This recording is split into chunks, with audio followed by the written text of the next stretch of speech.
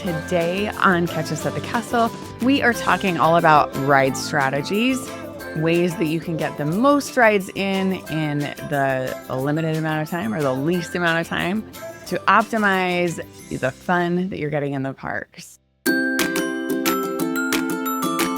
Hello, dreamers of all ages, and welcome to Catch Us at the Castle.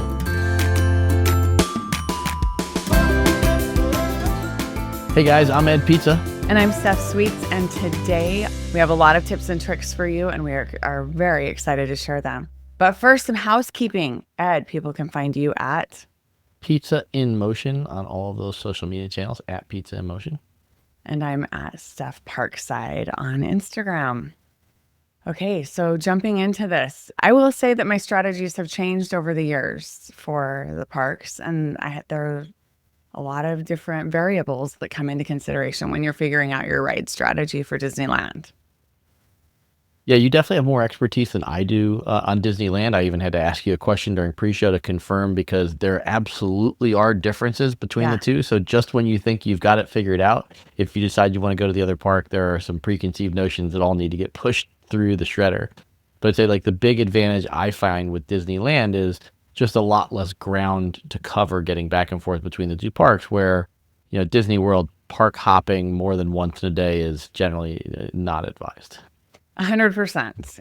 You also cannot make reservations ahead of time. So that was one of the things that we talked about.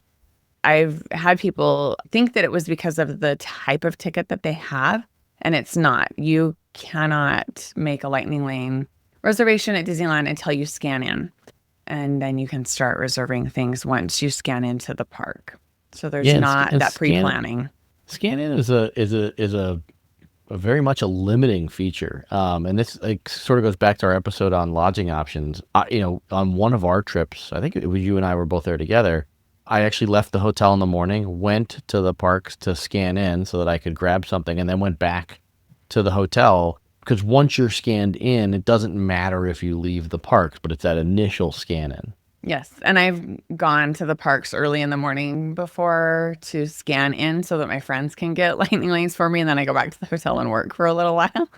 So yes, it's a little bit of an annoying feature. Another big difference, I guess, to note between Disneyland and Disney World is that at Disneyland, you cannot park hop until 11 o'clock in the morning. And so you need to identify which park you're going to start in, how you're going to strategize rides in that park at least until 11 o'clock. You can move quickly and easily between the parks once that 11 o'clock time comes, and it's very easy to get back and forth. But as far as where to start, so starting in January, there will not be early entry anymore for the on-site guests at Disneyland. Up until January, it is a bummer. Up until January 6th, you will want to make sure that you schedule your early entry or your park day. If you're not staying on site, you want your park reservation day to be opposite of whatever early entry day is. So the on-site guests up until January can go early entry. I cannot talk today. They have early entry, but only for one park. And it alternates between the parks. So you want to identify if California Adventure has early entry on the day that you'll be there, you probably want to just do rope drop at Disneyland instead. And the reason is because all of those on-site guests are getting head start, and it's already going to be crowded, and the lines will already be started by the time you rope drop. So that you want to make sure that's number one strategy. Yeah. After January, it doesn't matter where you start. I will say, and Ed, you'll probably agree with me, and I'd love to hear if this is part of your strategy as well. Definitely, in order to maximize the amount of rides that you ride, you want to rope drop. Yeah, it's pretty unavoidable to rope drop at Disneyland, in my opinion. I think you can sometimes get away without rope dropping at Disney World, but you just have to be prepared to miss things. And I think at Disneyland, I mean, I'd be hard-pressed to think you're going to get in all the headline rides if you don't rope drop, because you can just get so much accomplished in that first chunk of the morning. You can get so much done. And it's also a really good way to avoid paying for Lightning Lanes. too. If you get in there, knock a bunch of things out first thing in the morning, then you don't really need to get lightning lanes. I don't usually get lightning lanes when I'm at Disneyland, no matter who I'm with. And so my strategy in order to avoid buying lightning lanes is if I'm going into California Adventure, I'm going to rope drop and hit the biggest rides first. So Guardians of the Galaxy. If it's not a very busy day, I can ride Guardians 2-3 times in a row. And then I know, right? Isn't it amazing? Wow. So fun. And it doesn't make me sick yet, knock on wood. And you find you still have time to get to web slingers? Because I would think web slingers would get backed up pretty quickly. So it doesn't. That's the thing that's really interesting is it does Toy Story Mania actually and Racers have longer wait times than Spider-Man, which is web slingers, which is so fascinating to me. Web slingers usually the longest you'll see a line for on a regular crowd day is 45 minutes. So after Guardians, I'd head to Racers and then head to Toy Story Mania, Incredicoaster, and then Web Slingers last. And then after that, Soarin'. And then some of the rides do have single rider lines. So that's another strategy for moving through the lines. We've talked about this before, but you will be split up from your group.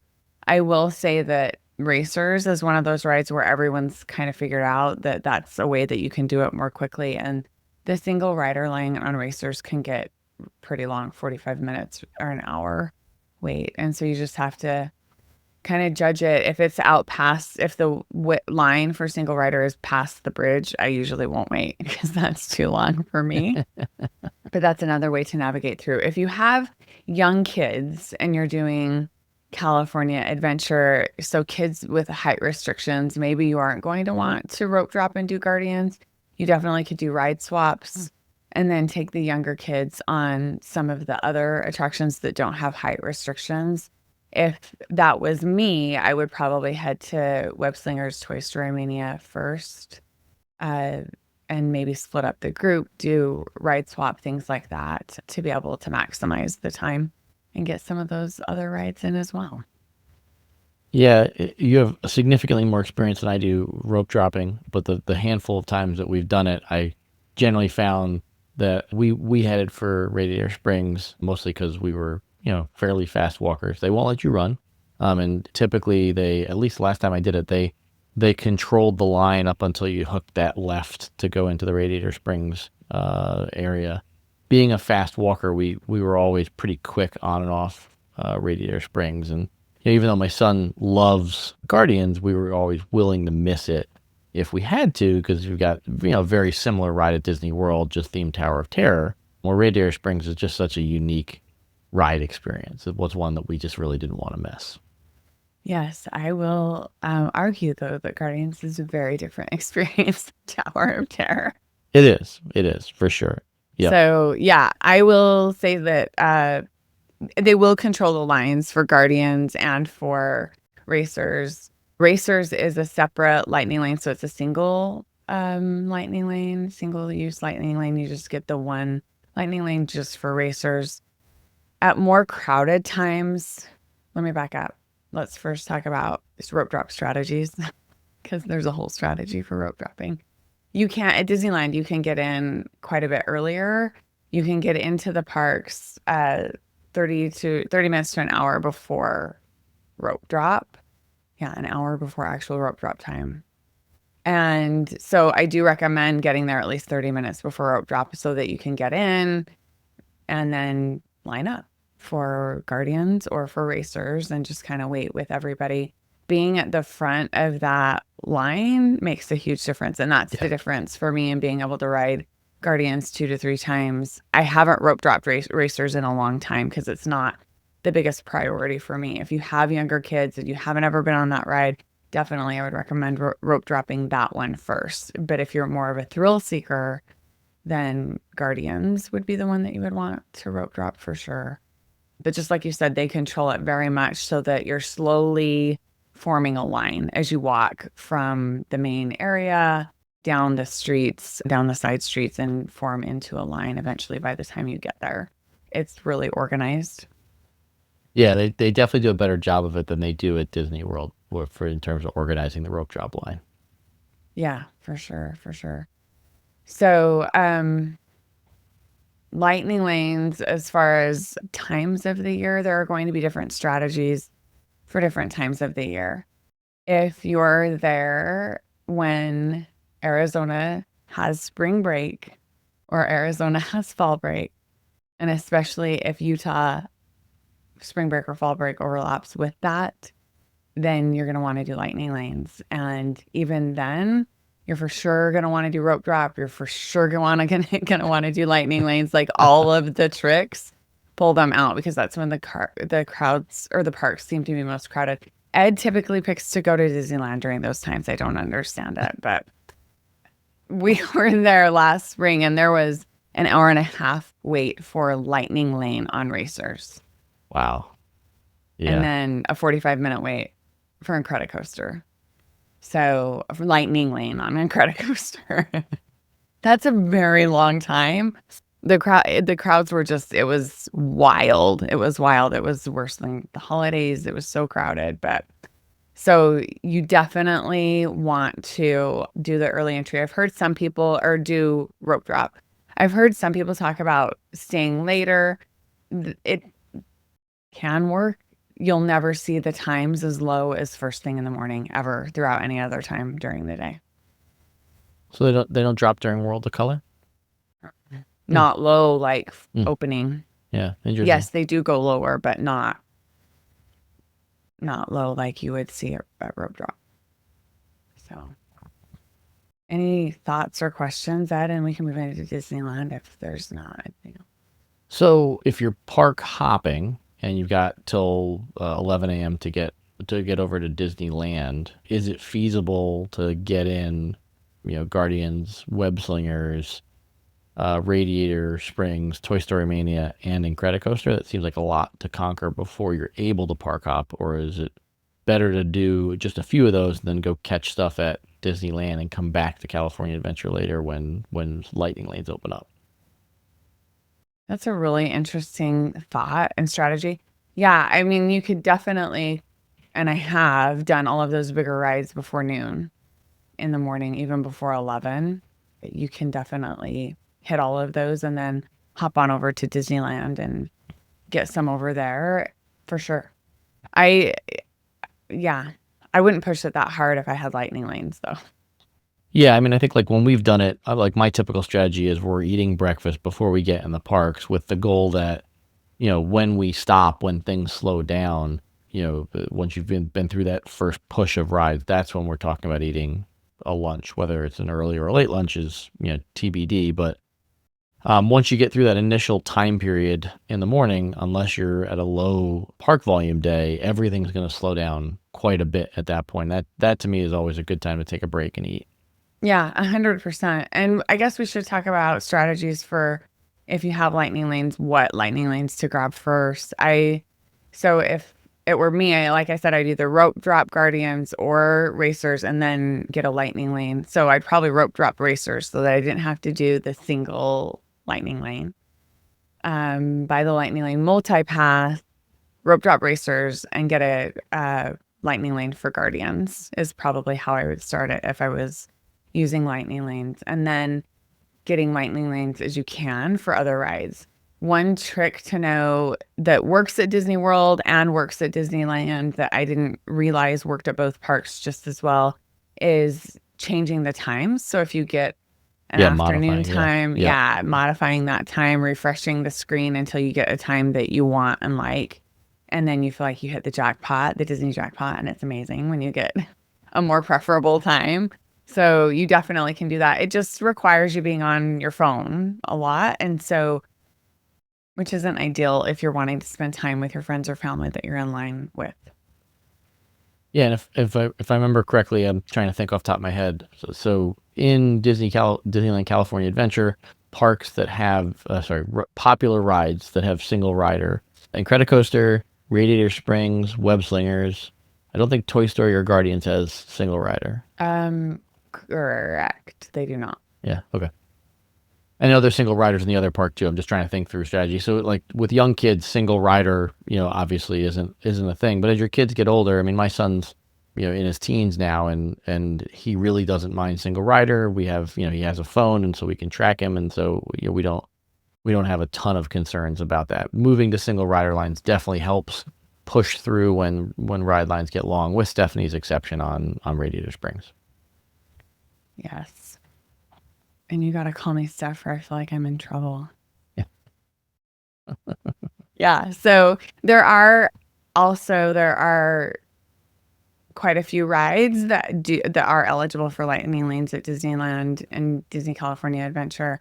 There are 3 in Disneyland that have height restrictions, and then there's 4 or 5, I think, in Disneyland that have height restrictions. Cool. So if we knock out all the big ones that are on our list at California Adventure, then where are we headed once we get to Disneyland?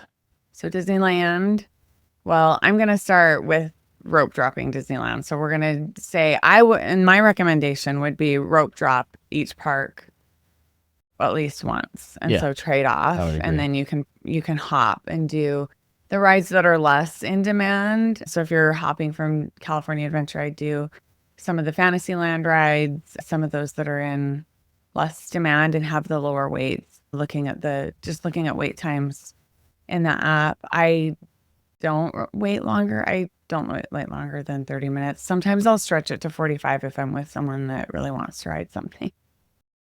Yeah, and I think one of the big benefits of rope dropping at Disneyland is there's the handful of like what I'll call the classic rides, things like Mr. Toad's and stuff like that, where, I wouldn't necessarily want to, try to burn up lightning lanes on that collection of rides, and some of them I think don't even have lightning They don't lanes, have them. Yeah, none of them do in Fantasyland. Matterhorn's probably the only one, although they're still technically Fantasyland.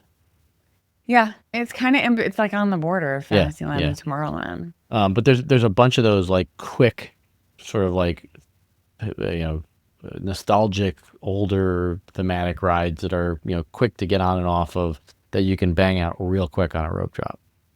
For sure, especially if you have multiple days that you can do Disneyland. Like if you have 2 days that you can do rope drop at Disneyland, then for sure I'd recommend knocking out all of the ones in Fantasyland one day, just because those lines can get a little longer during the day, and it's maybe not necessarily something that you always want to wait a long time for. Peter Pan, the slowest or the lowest wait time you're going to have is first thing in the morning at rope drop.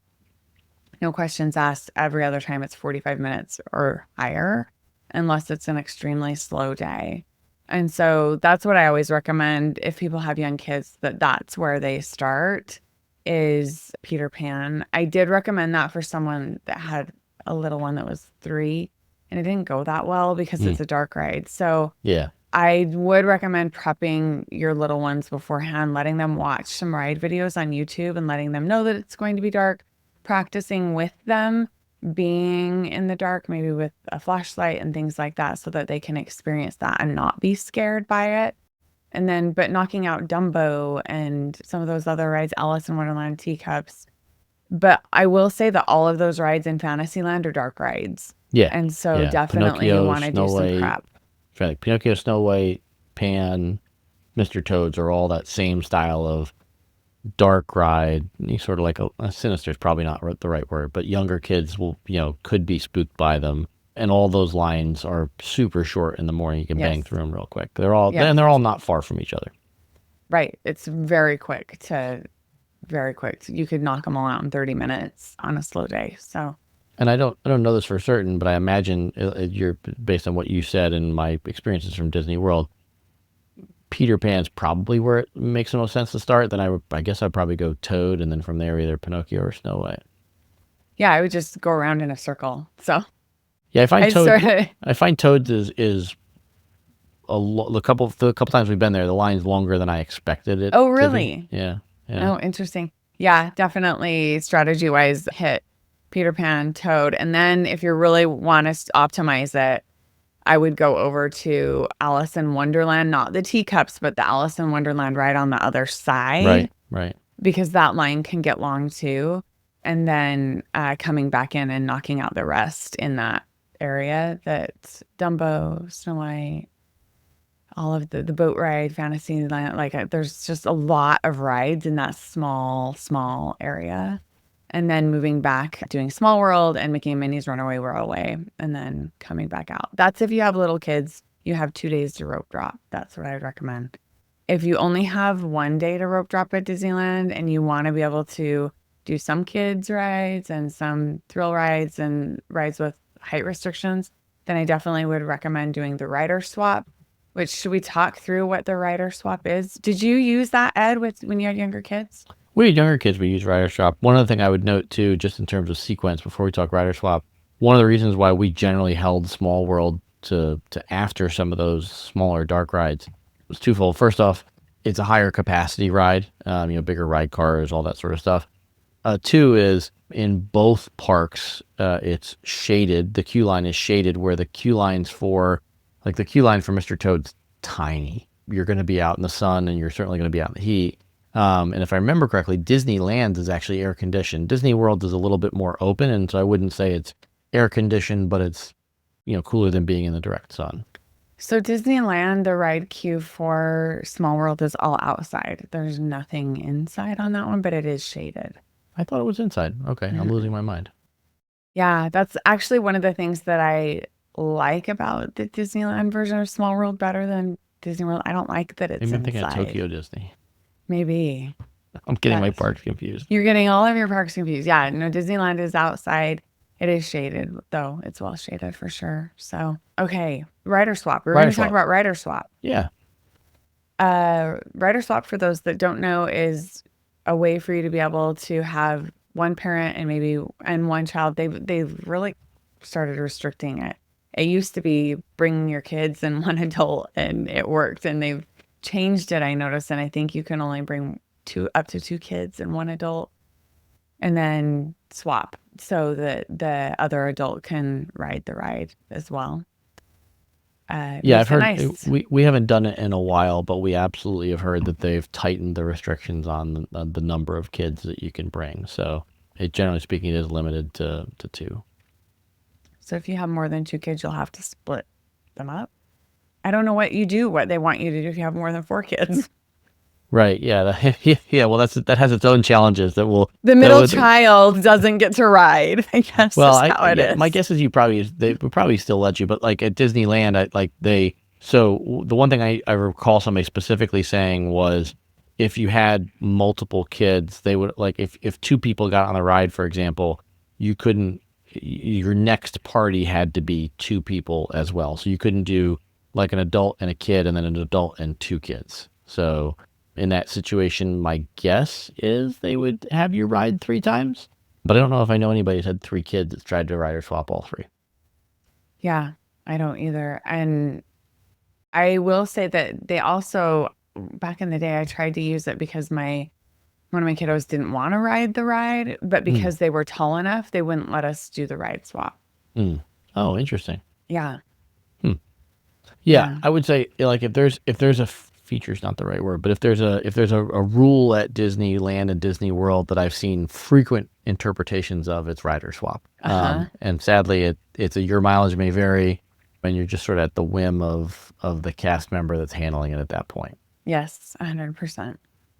100% based on the ride and the cast member. Could be different. But if you're trying to maximize, I mean, you've got young kids, rider swap is a huge way to be able to get more crammed into a day. Yeah, so we would usually, one person would go knock out a ride in Fantasyland with whichever of the kids wasn't tall enough to ride, and the other one would go do the ride swap ride, and then we'd switch again and flip and do it that way. So it's a way to knock out lots of stuff. Yeah. So let's talk single rider lines in Disneyland. So it's Matterhorn, Falcon, Space Mountain. Does Tiana have a single rider line? No. Okay. I'm pretty sure it doesn't. So what I usually do is I'll go into the app and search on single rider, and it will pull up all of the single rider lines. So it's Thunder Mountain. No, not Thunder Mountain. Sorry. Space Mountain, Millennium Falcon, like you mentioned. Trying to think what else. Oh, Yeah, I'm looking on Disneyland's website, and they only list three for Disneyland Park: Falcon, Matterhorn, and Space that's Mountain. what I was gonna say. Matterhorn. Um, Yeah.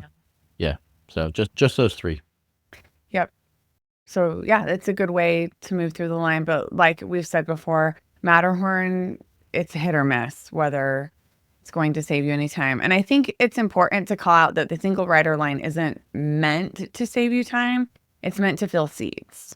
So Right. that's really what it's for, is just to make sure that the ride vehicle is full when it leaves rather than leaving things open. So when I've been a single rider, just a tip for people is if you ever find yourself as a single rider at Disneyland or Disney World, which might be a small population, but I will start watching as they're loading when I'm pretty far back, as soon as I can see the loading area. And I try to make eye contact with one of the cast members and just put up one finger so that they know that I'm a single rider. Because a lot of times they won't spend the effort of trying to find a single rider. They'll just let the car go through single. But if they know that I'm there, then and there's a single spot, they'll call out and then I can move forward in the line and fill that spot. Because I just hate when I'm a single rider and I see single spots going without me in it. Yeah, the other thing I would say about Matterhorn when it comes to single riders, it's a little bit of a different ride car. So for folks who like, if you're not comfortable around other humans that you don't know, single rider, I mean, depending on who you get, you can be very cozy with the other person in the car. It can happen that way on a lot of the rides as a single rider. So yeah, that's a really good call out, Ed.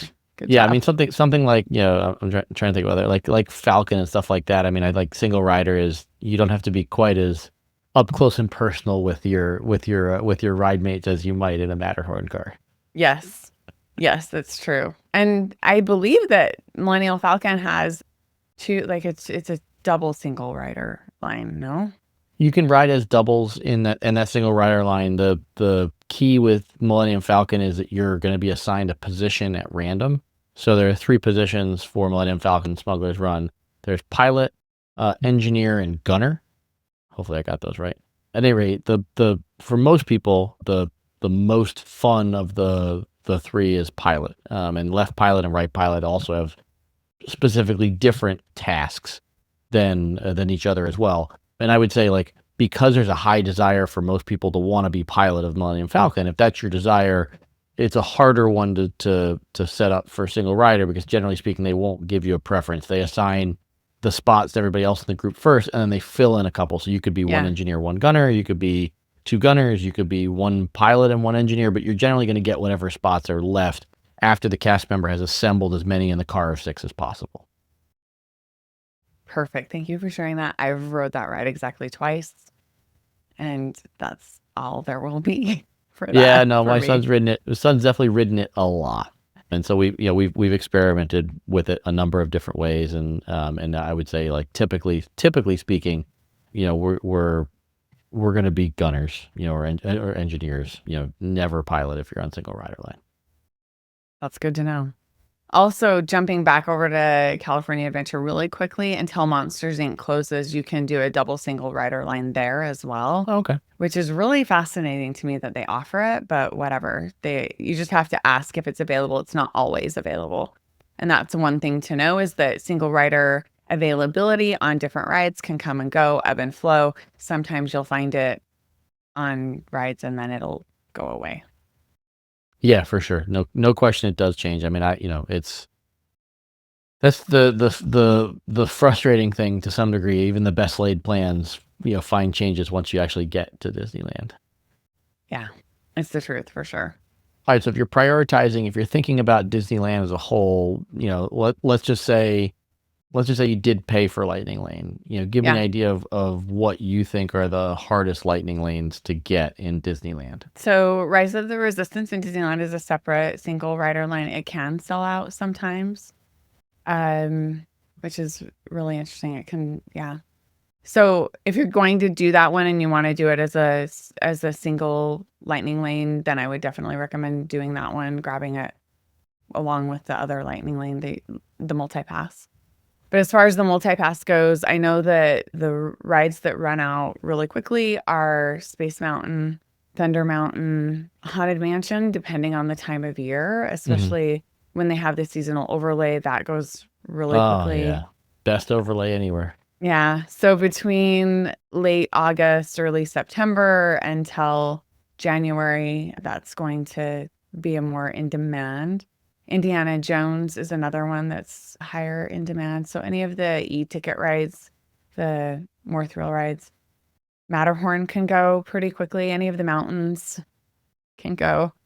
So, and then Tiana is, of course, that's one of the mountains as well. So those are the ones that you want to grab first and then fill in with others later. Mickey and Minnie, I haven't ever seen. Runaway Railway, I haven't ever seen run out. Small World doesn't run out. I'm trying to think of if there are other pirates, but that's not Lightning Lane anymore. See, that it can come and go. They've just taken that one off of Lightning Lane. Indiana Jones, I mentioned that one. Yeah, that's Yeah. pretty much all of them. So you want to get the mountains first, the adventure rides first, and then move on from there. Cool. What else did we cover? Rope Everything? dropping, a rope drop strategy for Disneyland would be to everyone wants to head to Rise of the Resistance first. That one you actually can catch lower wait times, right? Like an hour before it closes. It does close earlier than the rest of the park because of the fireworks, and it stays closed, unlike some of the other rides that will open back up again. It usually typically stays closed. So an hour before closing, you can usually catch a 45-minute wait on that one. Other than that, first thing in the morning, I will flag though that they a lot of times will, when you're walking back there, they'll tell you that it's a 2-hour wait and they're lying. That is not the truth. Don't believe them when they're just trying to get people to walk, because that is the one ride where people will run like crazy. And I've seen a lot of people get hurt. A lot of kids get hurt Mm. because they're trying to run ahead. That's another one where you absolutely want to stay with your group, because I've seen so many really excited preteen and teenage boys running to get a spot in line with their family, and they end up riding with me instead of with their family. And they're frantically calling their family because you end up in line before you realize that you're in line. Yeah. And it can, unless you're going to pull over, you tell your kid that if they end up in line without you, they need to pull over and wait for you, because first thing in the morning, you're walking all the way through the queue and just getting on. And it's kind of a walk-on ride, basically. Your Yeah. wait time is just walking through the queue. So that's what I would recommend for those two. If you're not going to be rope dropping to do Fantasyland, I would recommend doing Rise of the Resistance if it's the holiday overlay for Haunted Mansion, hitting that one. Indiana Jones. And then if you want to do Space Mountain, that's not usually on my, it's never on my list actually. So check the times on that one and see what the wait times are doing as you're looking at the other rides, and see if you need to pop over there before hitting anything else. But Haunted Mansion, a lot of people during the overlay will rope drop Haunted Mansion actually, which I'm sure Yeah. is so shocking to Disney World people. But so some people will do that one first and then hit Rise. So it makes it kind of nice because it divides everybody a little bit more than everybody trying to rope drop Rise. So that's That's my because it's the best recommendation. overlay out there. It is. I agree. And I'm not even, it's not my jam, but I love that overlay. It's incredible. Yeah. Incredible. Not to miss. If you haven't been to Disneyland, I highly recommend scheduling a trip during that overlay for Oh sure. yeah. Absolutely. Absolutely. Yeah. I don't know anything will ever beat that overlay. Yeah. Yeah. And like I said, Nightmare Before Christmas isn't, I feel like a traitor when I say that. Here we are. All right. What else do we need to cover? For Disneyland and ride strategies. Yeah. Definitely rope dropping. Yeah, those are my biggest tips for you, is to get up early and rope drop. Even if Oh you have yeah. to take a break. Sometimes you can find lower times. Oh, you know what? Oh, we do need to talk about this. Okay. One of the things that really helps me in all of the Disneyland and, well, all of the parks around North America is using touring plans. So I will, a lot of times, you can tap into a ride in their app and see over the course of the day what the volume will look like, and it will recommend times to ride it. That's how I've been spoiled and gotten to the point where I don't wait longer than 30 minutes for a ride, is by just looking at the ride volume in their app, checking and see, and it will just flag to you. You can go through all of the rides and it'll be like ride now, ride later, wait, all of those types of things, so that you can make sure that you're optimizing. I found that that feature is incredibly helpful and pretty accurate at Disneyland and California Adventure. Probably more so than Disney World, I think. Yeah, it's a good question whether it's better at one versus the other, but it's definitely a resource that I use quite frequently, and not just for ride strategies, but definitely one of the very key things for, that I use touring plans for. Yeah, one of these days I want to do a challenge, Ed, where you're at Disney, like at the Magic Kingdom, and I'm at Disneyland, and we have a list of rides that we're going to ride in a specific order, and just see like how long it takes us on the same day. I am all for that challenge. I think it'd be fun. Yeah, there are lots of different strategies, but I think, bottom line is you need to put a little bit of work in beforehand. I think maybe a little bit less overall planning than at Disney World, just because you have more parks, different opening times, all that sort of stuff. But Steph noted a couple of things that will really trip you up, including no park hopping until 11, making sure that you're really specific about which park you're picking. There are just a few key things that will really get you started with a bang. Yes, and the time of year for sure. Remember that one if you want to avoid the crowds. So check the school calendars for Arizona and Utah. Check the school calendars for California. Actually, the school calendars for California aren't as big of a play, and that's simply because the locals have passes that are blocked out during those really busy times. Their passes are different than the other passes, and so they typically are blocked out during those really busy times. And so California school schedules are not as important to pay attention to as Utah and Arizona. Big tip for you there. All right, well, be sure to check out our similar episode on Disney World as well. You can find that in our list of episodes where we go through all the ride strategies on Disney World, and we hope that you guys found this helpful. Until next time, catch us at the castle.